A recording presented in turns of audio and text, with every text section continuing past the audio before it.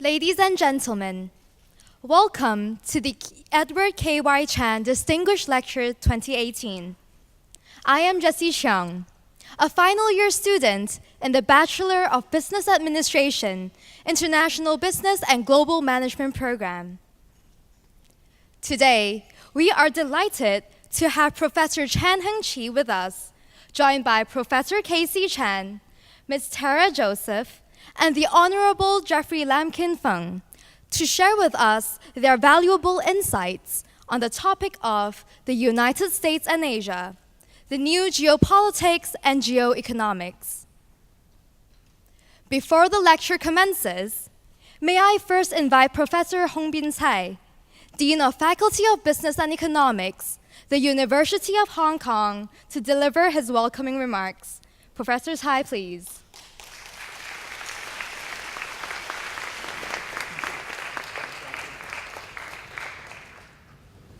Well, Professor Edward Chen, Ambassador Hansen Chen, and Professor Fred Ma, all the distinguished guests, colleagues, students, alums, friends. It's such a great honor to welcome all of you to Yoki Hall, to the Edward Chen Distinguished Lecture Series 2018 on behalf of Faculty of Business and Economics of Hong Kong University. This hall, and along with the main building, was built when Hong Kong U was founded more than 100 years ago. Lots of histories, lots of traditions, and if you look at some of the historical pictures and historical events that happened here, they are closely related to the modern history of Hong Kong. And within that great histories and traditions of Hong Kong University, we actually also have a great tradition in education of business economics. The Hong Kong U economics education dated back to 1941 when the Department of Economics and Political Science was founded.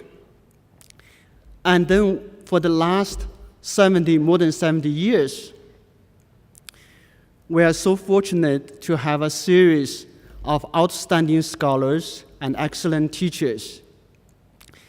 And a distinguished part of this is Professor Edward Chen. People like him nurture and develop outstanding students, and eventually they become leaders in the society who make great contributions to Hong Kong and beyond. And part of his student groups, led by Fred Ma, organized this great event, great series, Distinguished Lecture Series, Professor Edward Chen. And this event already comes to its 11th year. So for the past 10 years, this event has invited business leaders and society leaders from all around the world to come to share with us their insights and their ideas. So this year we're going to continue with that tradition by having Ambassador Professor Chen, Heng Chen, as a keynote speaker, and then we have a group of distinguished panelists to come together to share with us their ideas and their thoughts. So here I want to thank Professor Edward Chen, Professor Fred Ma, and all the people who make this happen, make this distinguished series happen. And I want to thank the keynote speaker and all the panelists for honoring us with the continuation of this great tradition. Now, I've been talking about tradition quite a bit. It's these great traditions that our young Faculty of Business Economics is built on. The Faculty of Business Economics is the youngest faculty among 10 faculties at Hong Kong U. We are almost 18 years old. The official birth date of the faculty is January 1st, 2001, when the two schools, School of Economics Finance and School of Business, merged to become the Faculty of Business Economics. We are very young, we are dynamic, we are energetic. and we have so much potentials in front of us. So my colleagues and I, and all the students, all the alums, and all the friends are helping us to make this faculty much bigger, much stronger, and much better. So we are recruiting faculty members from around the world. We're improving programs. We're introducing new elements to all our educational programs.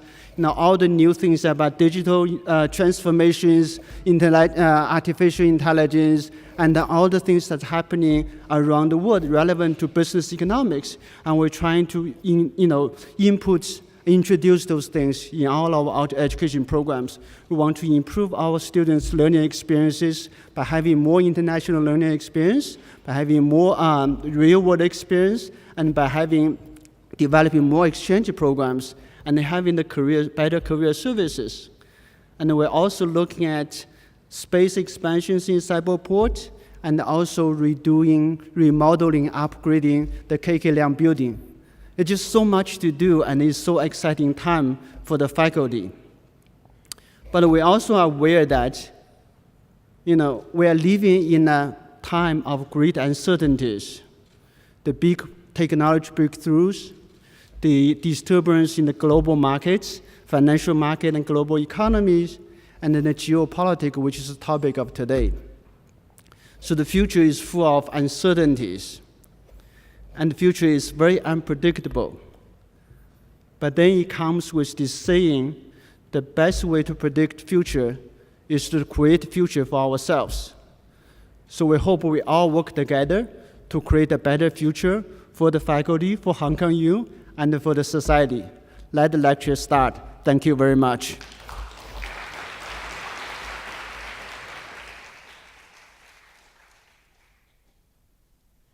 Thank you, Professor Tsai. May I now invite Professor Frederick Ma, Chairman of MTR Corporation Limited, and Honorary Professor of the Faculty of Business and Economics, the University of Hong Kong, to introduce our speakers. Professor Ma, please.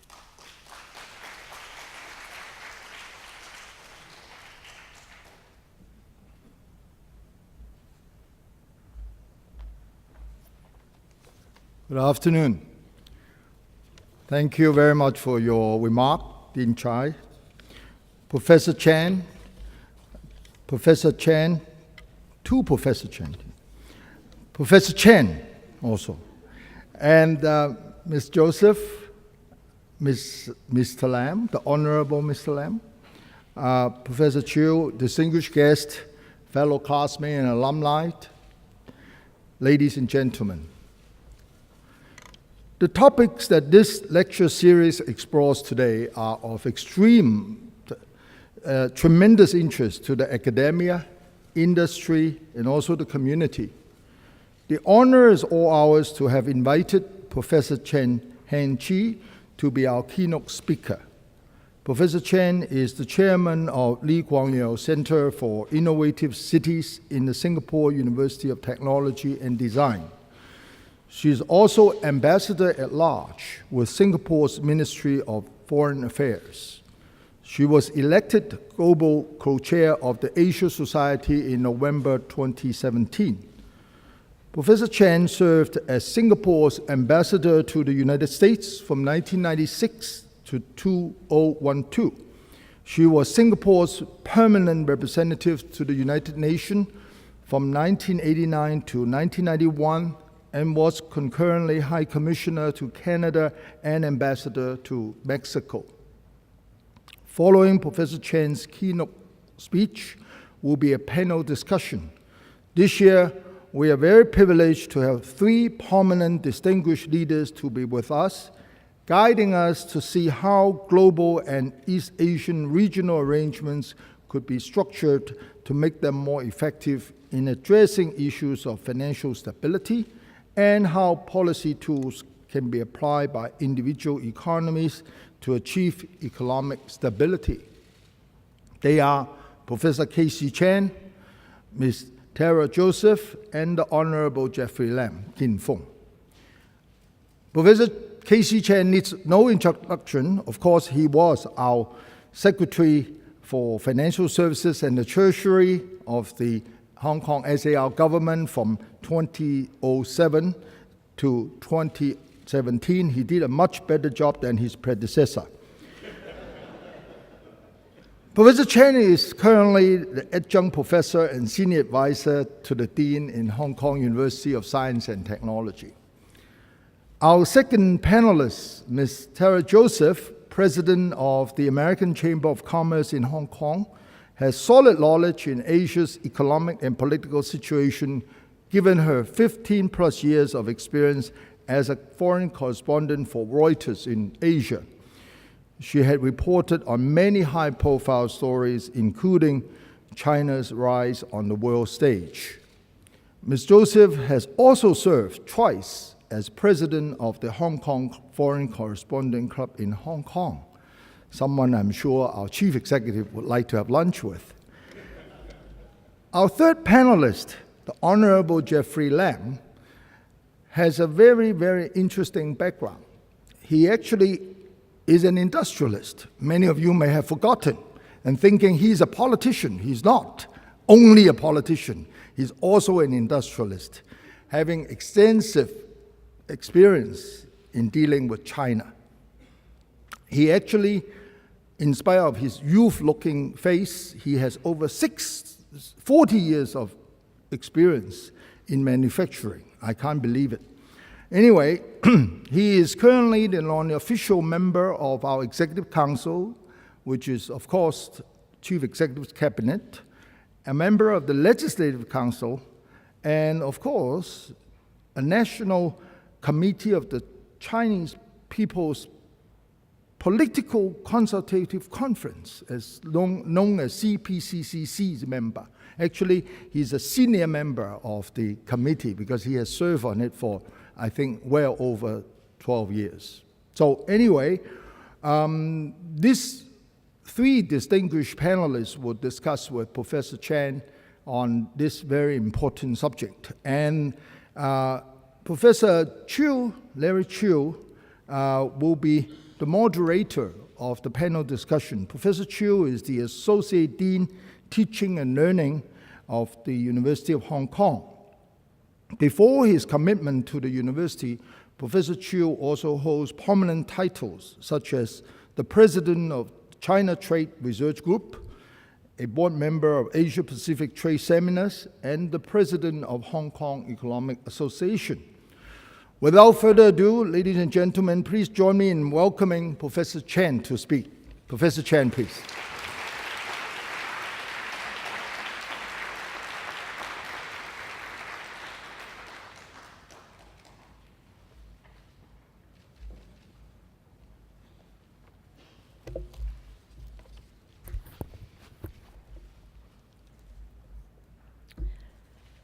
Professor Edward Chen, Mrs. Rosie Chen, Professor Chee, Dean of the Faculty of Business and Economics, Professor Frederick Ma, Honorary Professor of the Faculty of Business and Economics and Chairman of the MTR Corporation, distinguished guests, ladies and gentlemen.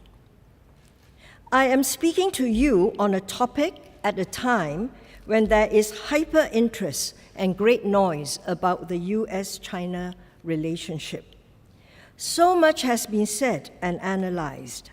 The latest is Hank Paulson's speech at the Bloomberg New Economy Forum, which was held in Singapore, a comprehensive and frank statement. The midterms are over, the results known, and analysts have offered their readings on what this means for US foreign policy. What can I say or add? So I thank you, dear audience, for coming this evening to do me the honor of listening to a view from Southeast Asia. My focus is the United States and Asia and will go beyond the United States-China relationship. Now, during the Cold War, the United States was one of two superpowers in a bipolar world. Internationally, the United States, with its Western allies, established the rules and norms of the liberal international order and policed the commons. And for the last 70 years, the United States was the predominant power in the Asia-Pacific. Some would say the hegemon, establishing a Pax Americana. There is no doubt that the American economic and security presence in Asia allowed countries in the region to grow and prosper. That order is now changing. The rise of China and the leadership of President Xi Jinping poses a challenge to the established order and US global leadership, and the election of Donald J. Trump as the 45th President of the United States seems to have accelerated the change. Let me talk about the United States policy in Asia. US-Asia policy has always been Northeast Asia policy. Southeast Asia, or ASEAN, has never been on top of any administration's agenda except during the Vietnam War. Then Dean Rusk was the first US Secretary of State to visit Southeast Asia on his first trip overseas. Hillary Clinton was the second Secretary of State to visit Asia, including ASEAN, on her first trip overseas to highlight that President Barack Obama was the first Pacific president and that he spent some years as a boy in Indonesia. But the United States did make an important statement about trade as strategy when it negotiated and signed a free trade agreement with Singapore, which paved the way for the US-Australian FTA, the Korean-US FTA, and finally, the Trans-Pacific Partnership. But for the United States, the US-China relationship remains the most important bilateral relationship in Asia and is the most consequential bilateral relationship in the 21st century. The relationship evolved from that of Cold War enemies to one of engagement following President Nixon's 1972 visit. The Shanghai Communique normalized the bilateral relationship between the United States and China, with both sides agreeing to conduct their relationship on the basis of non-aggression, non-interference, equality, and mutual respect. And on Taiwan, the United States acknowledged that for both sides of the straits, there is but one China, and Taiwan is part of China. And the United States reiterated its interest in a peaceful settlement.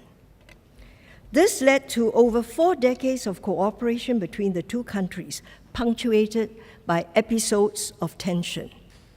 Jeff Bader, the point person in the Obama White House for Asia, said the period of working with China yielded many benefits for the United States. Bader pointed out that, one, US-China cooperation led to the containment of Soviet expansionism during the Cold War, and in the end led to the collapse of the Soviet Union. Two, the ending of hostility between the United States and China led to a long period of peaceful cooperation and bilateral non-aggression. Three, with United States nudging and some pressure, China joined the other nuclear powers to oppose the proliferation of weapons of mass destruction. China, too, benefited from the normalization of relations with the United States. The US granted most favored nation status to China and supported its joining WTO. China grew unstoppably as an economic power, contributing to global growth and US prosperity at the same time. That working relationship is coming apart. Given China's history, differences in the political and economic systems, not to mention its size, each new American administration has to decide how it would engage with China in its foreign policy, as a strategic partner, a strategic competitor, a strategic rival, or a strategic adversary. In Washington, China experts believe that although every administration may start with a China policy from a different position, usually presidents want to be different from their predecessors, they all eventually end up in the same place. So it is often said, China policy does not vary much from administration to administration. It is one of nuances. For instance, during President Clinton's first term, the relationship with China was rocky. There was a Taiwan Straits crisis of 1995 to 96, some of you remember, when the United States sent in 2 carrier groups after China conducted missile tests and military exercises near Taiwan, alarming the whole region. US-China relations almost fell over the cliff. The second Clinton's term was spent trying to stabilize the relationship with a comprehensive engagement policy. George W. Bush began his term with many neocons, you will remember, viewing China as a strategic competitor. But the EP-3 incident, where a US reconnaissance aircraft collided with a Chinese interceptor and was forced to land in Hainan, pulled the 2 countries back to avoid a major crisis. President Herbert Walker Bush and Brent Scowcroft did a lot of phone calls and calmed down some people in the White House. The September 11, 2001 terrorist attacks on the United States changed the relationship. China stood with the United States, as most of the world did, in the war on terrorism, and the United States shifted its focus to Afghanistan and the Middle East. President Bush is credited with building a process to stabilize the US-China relationship. President Obama began with a continuity of engagement with China, but soon began to push back on Chinese assertiveness in the region, culminating in his pivot to Asia. Today, it is hard to think of a period in the last 25 years when the relationship looked as bad. When I was in the United States in October this year, I heard it said that suddenly this year, in January 2018, around the time of Davos, there was a palpable change in the atmosphere in the United States towards China. It's as if suddenly everything came together. So said someone from Wall Street. This came after the release of the National Security Strategy of 2017 and the National Defense Strategy 2018 reports around the end of the year of 2017. There is a consensus now in the United States among officials, administration officials, Congress, business, media, and think tanks and the universities that views China, as Hank Paulson puts it, and I quote, not just as a strategic challenge to the United States, but also as a country whose rise has come at America's expense, unquote. Some talk of signs of a new Cold War developing, others of disengagement with China or decoupling. What created this situation? Now let me talk of the rise and impact of China and Xi Jinping. China's continued rise as an economic power and its steady acquisition of military power and political influence has been watched, not only in Asia, but globally. When President Xi Jinping, seen as the strongest leader since Mao Zedong, launched his ambitious and breathtaking Belt and Road Initiative, and later the AIIB, many major powers saw this not as just an economic and development project, but as a strategic challenge. BRI and AIIB has been welcomed by many developing countries. One view from a major country in the ASEAN region is that China is playing an important role in development, as the World Bank and IMF have such stringent conditions that many LDCs cannot afford to borrow for much needed infrastructure.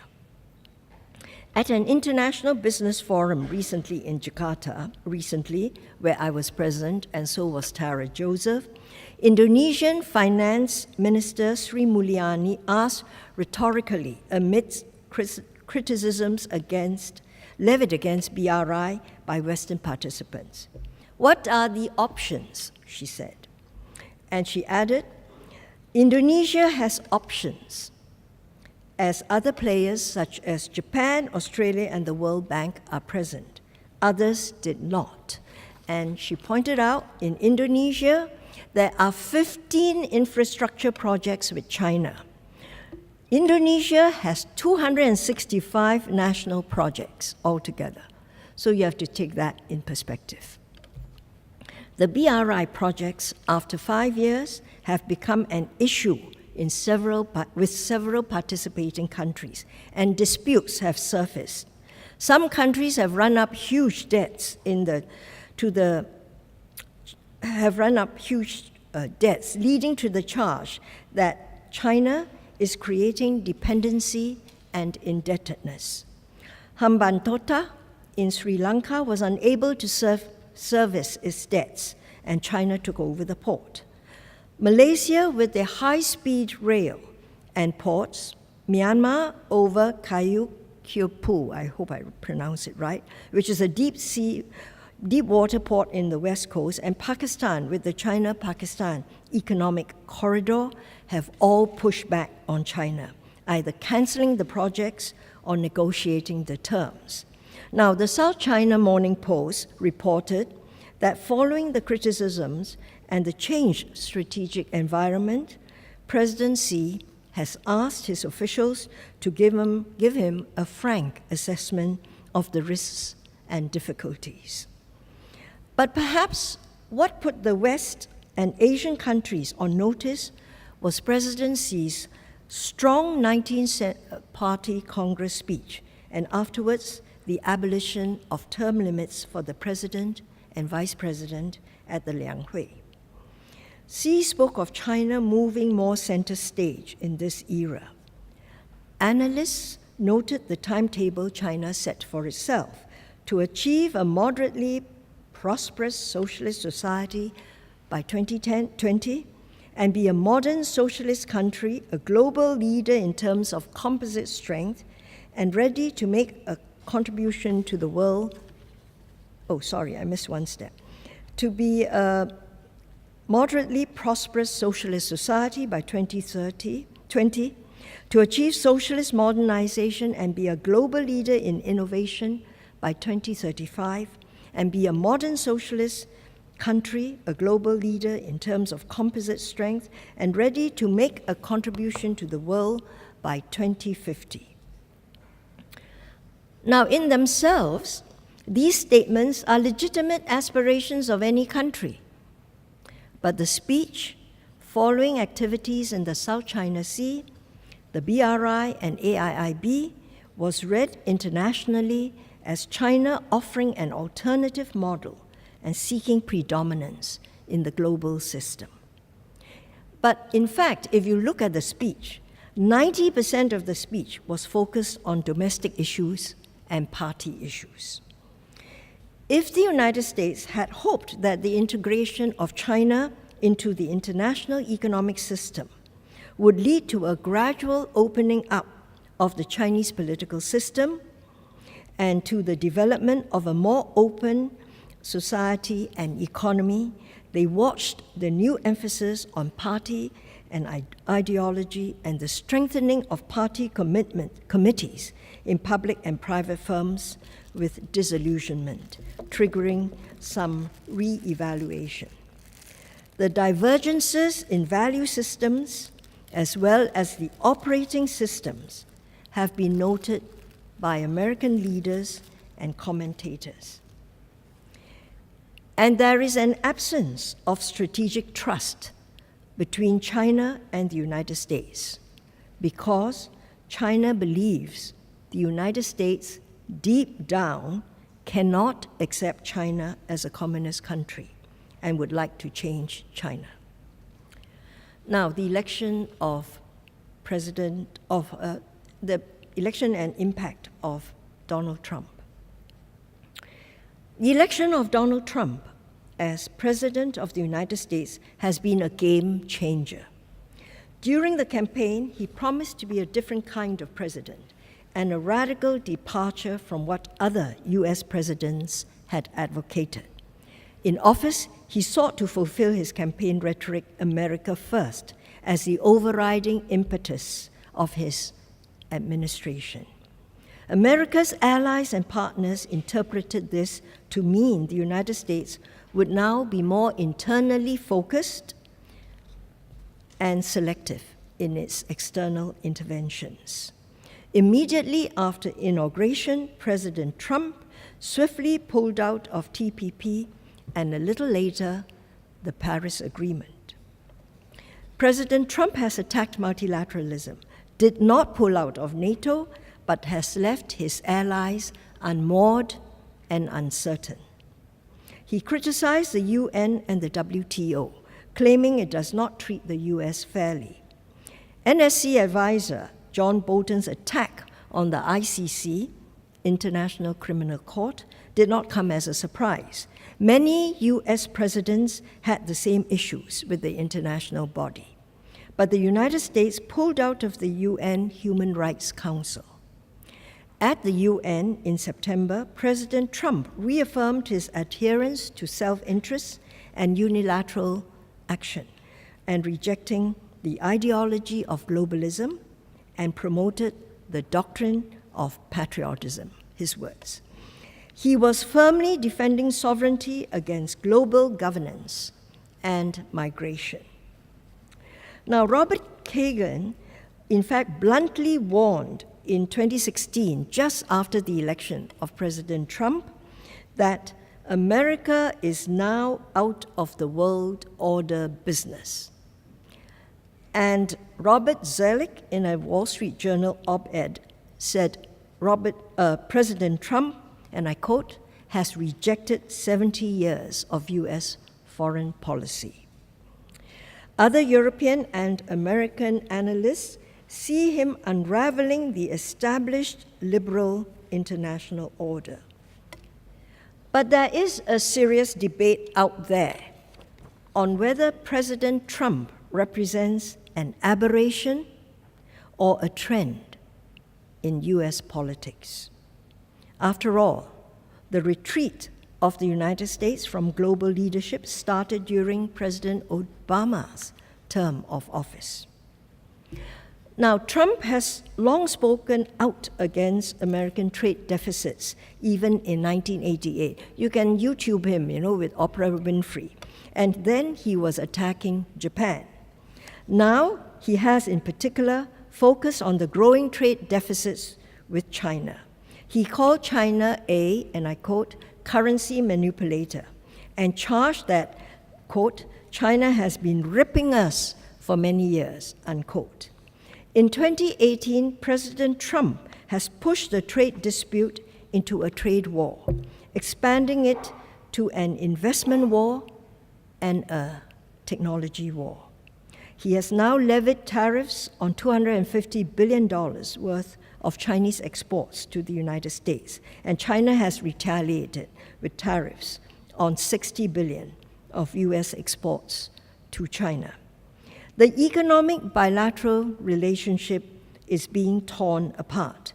The Foreign Investment Risk Review Modernization Act of 2015, which is FIRMA legislation, is crafted to prevent China making strategic purchases and investments. And there's collateral damage on all the rest of our countries because there's going to be longer scrutiny of applications to invest.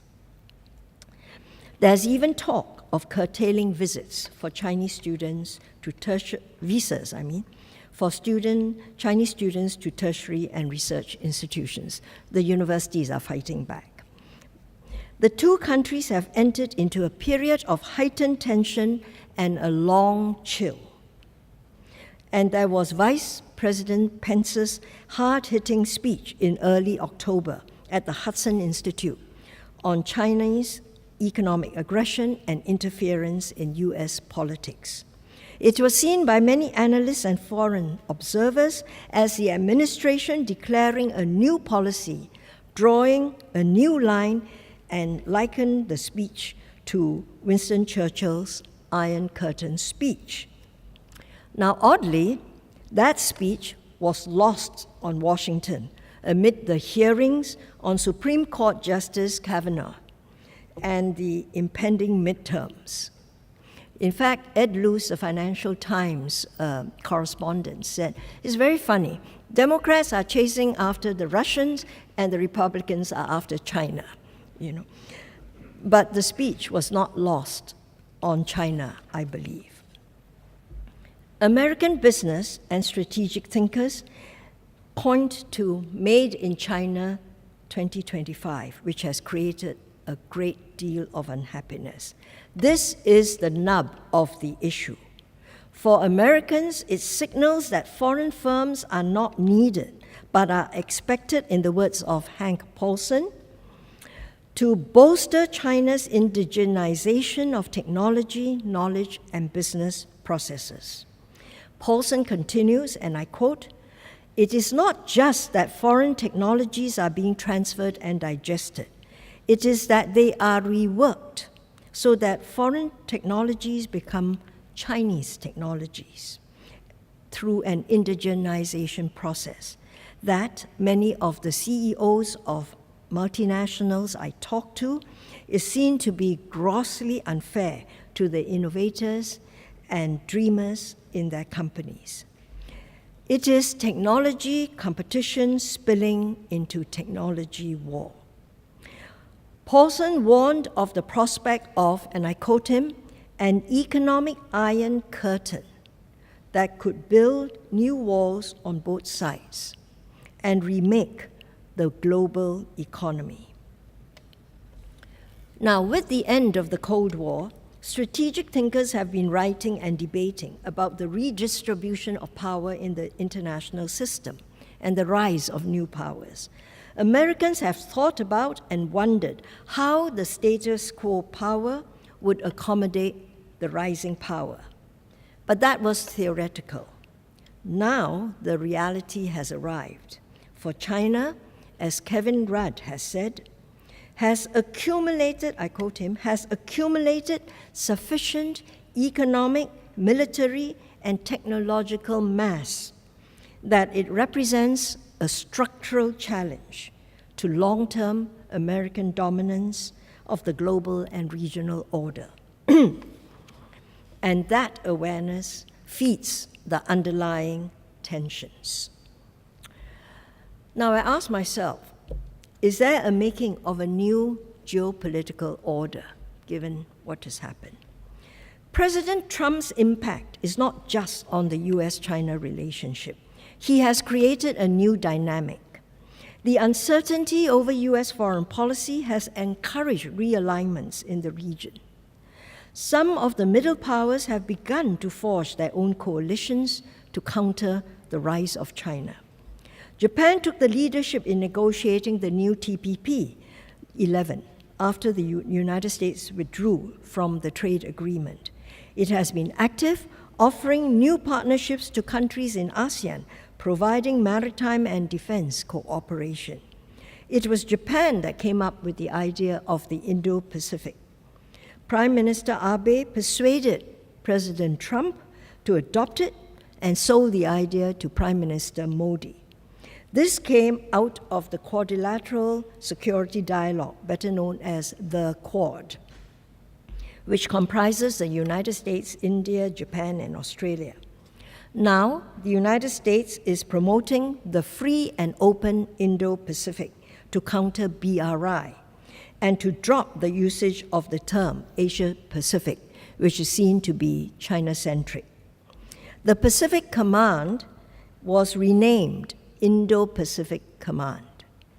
But the term has problems because each of the members, these four, have their own interpretation of what the Indo-Pacific means.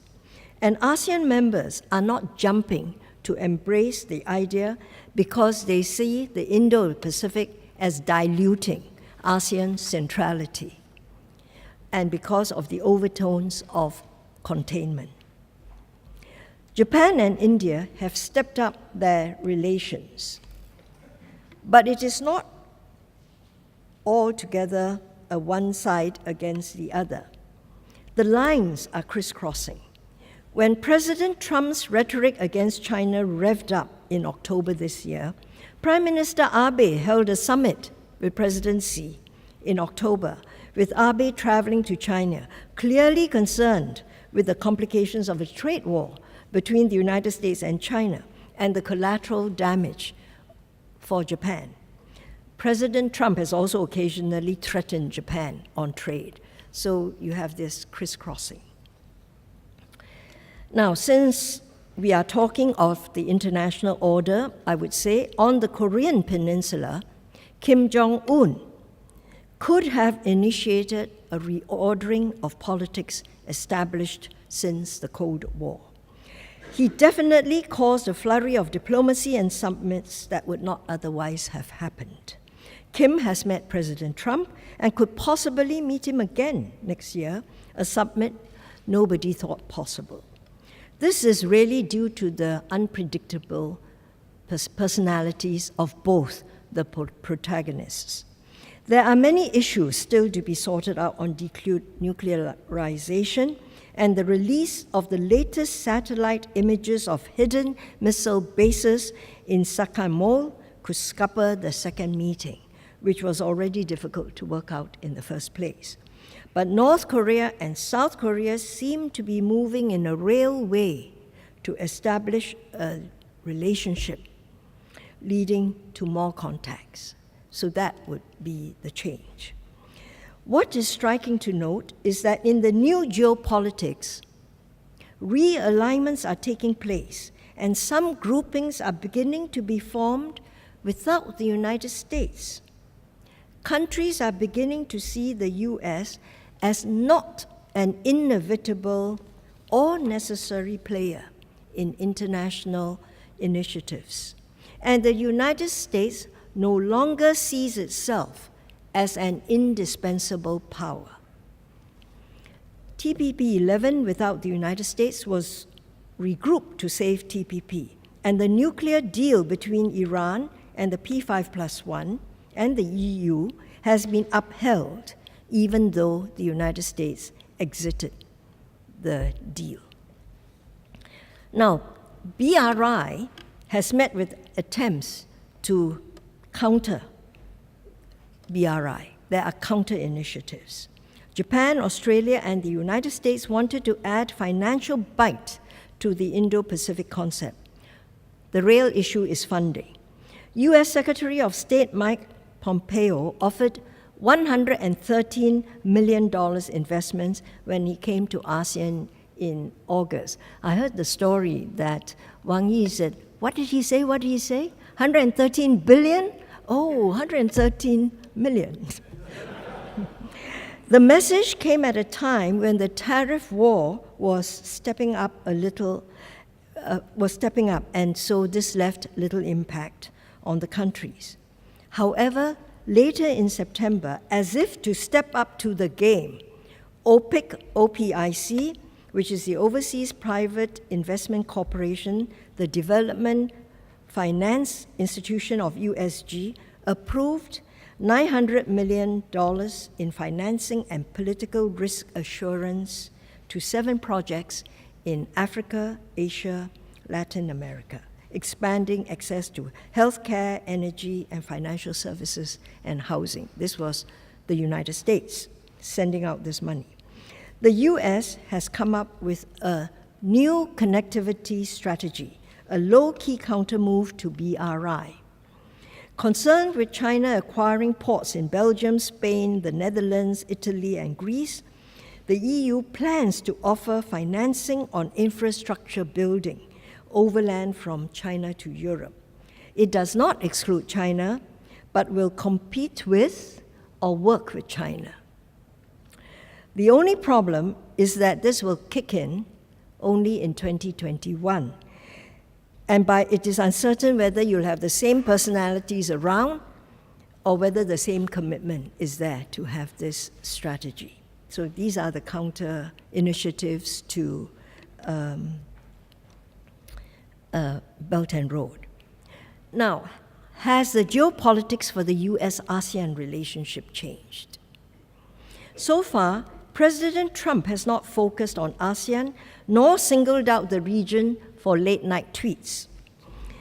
Trump has maintained the military ties and bases in the region and developed good relations with Southeast Asian leaders previously viewed in less favorable light by his predecessors, such as Thailand, which has a military government, and President Duterte, in spite of his war against drugs, which was an issue with the Obama administration. In fact, President Trump, in his first year in office, has welcomed 3 ASEAN leaders to the White House: Vietnam, Singapore, Thailand, and invited the 4th, the Philippines, though President Duterte did not take up the invitation. President Trump went to Vietnam for APEC and the Philippines for the US-ASEAN Summit in 2017, but he missed the EAS Summit. All in all, a good record for Southeast Asia, believe it or not. Vice President Mike Pence came out to the region early in April 2017 on an Asia trip to South Korea, Japan, Indonesia, and Australia. And General Mattis has sought to reassure partners and allies of US commitment to the region and maintained a robust defense posture, continuing the FONOPS, the foreign naval operations in the South China Sea, as a matter of routine to demonstrate the freedom of the sea lanes. But in 2018, President Trump missed the EU summit, the East Asian Summit and APEC meetings. Some see the United States as conceding the space to China and Russia at this meeting. However, Vice President Pence and NSC advisor John Bolton did make the US presence felt. Pence made very strong statements reassuring the region.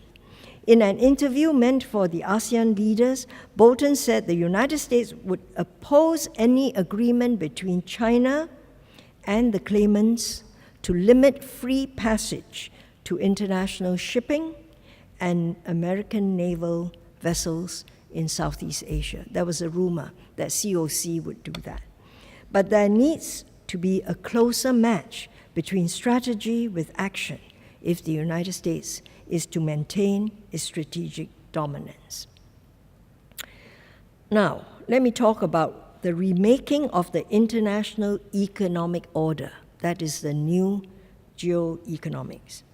I think President Trump's most significant impact internationally in his first 2 years of office is his attempts to rebalance the major trading relationships in America's favor. Renouncing multilateralism, he has opted for what the Financial Times calls, and I quote, aggressive bilateralism, unquote. President Trump has a mercantilist view of trade and believes in balanced trade with every country account, contrary to what established economists believe.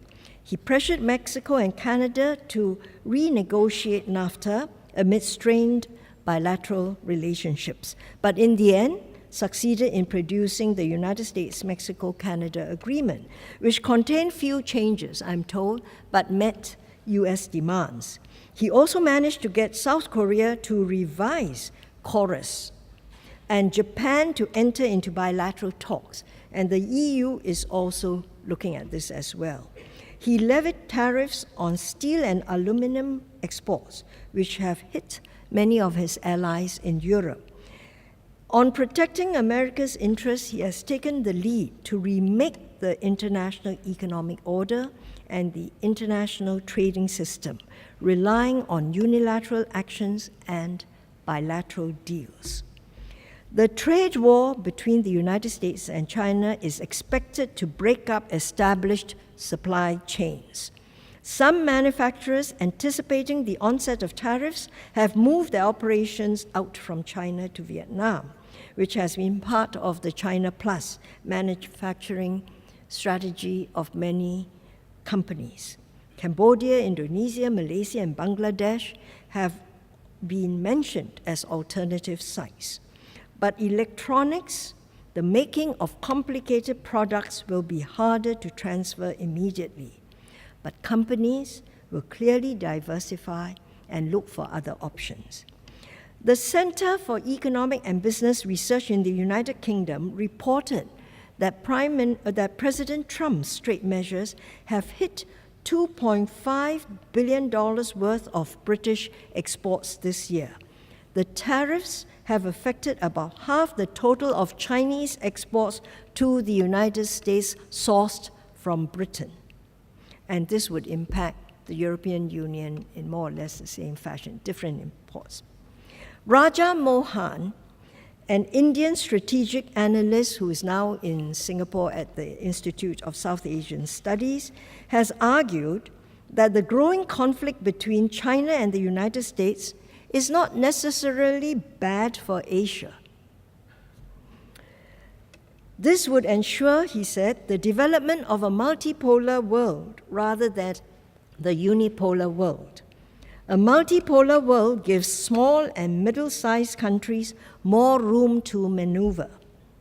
The renewed competition would mean countries in the region will have more choice, and both powers will be competing to win influence.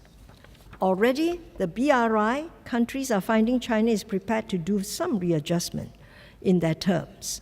And China has adopted a smile diplomacy towards Japan and India. And the US is stepping up its game.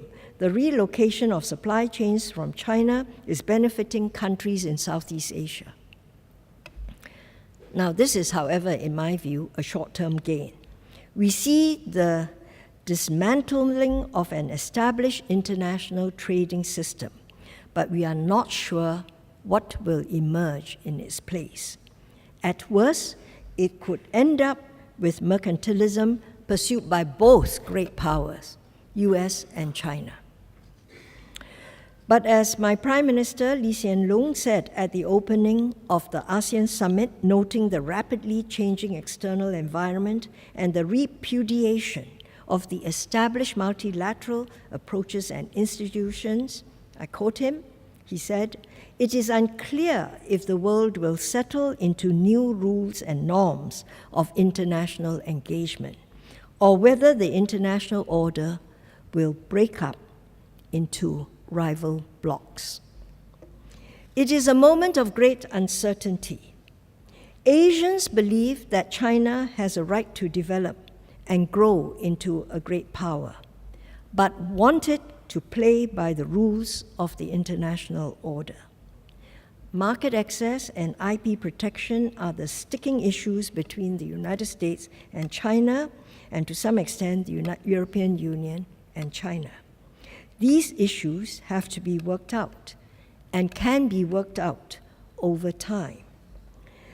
Many world leaders have said, nobody wins in a trade war, but in the case of the United States and China, it is even more true. These are the two largest economies in the world. Together, the two economies make up 40% of the world's output and over 50% of global growth. They are tied up in a web of interests generated by globalization. If each were to withdraw into its own exclusive sphere, it will have a devastating effect on other economies. They must know every capital in the world is tracking this relationship. That is why we are looking to the talks of the senior officials and the meeting between President Trump and President Xi at G20 with enormous interest. If China and the United States can find a way forward on the trade issues, The white heat in the relationship will be removed, but there are still other issues which have to be worked on. It will not be a quick fix and will be a rocky road. So to sum up, the old patterns and rhythms of the United States-Asia relationship are changing fundamentally. They are changing because there are trade issues, IP issues, and technology issues. They are changing too because of the imminent structural challenge to the established world order posed by China's rise. New powers are arising. There is China, and there soon will be India. A multipolar order is emerging, but it is an asymmetrical multipolar order, with the United States as the tallest pole. It has changed from hegemon to predominance to asymmetrical multipolarity. The next pole is catching up, but the established pole will not yield, so the transition will be complicated and disruptive. The multipolar order could last for a long time, and in the end, the pole positions in the region could switch. But globally, the US will remain the asymmetrical pole. The international economic order, meanwhile, is being recast by President Trump from a liberal international trading order to something based on reciprocity and bilateralism, and the institutions and rules are not exactly clear. That too is disruptive. But the new economic order that is emerging also accommodates those who seek to maintain an open trading system and anticipates the possibility of returning to the open trading system in the future. So the new international economic order will be a strange mix. Will there be two blocks? That is, will the international economic order bifurcate? We hope not. Every country will strenuously resist having to choose. Most of the Asian countries that are allies and partners of the United States have China as their leading trading and investment partner. The challenge for all is how we will navigate this new strategic context, which has become even more complex. Thank you.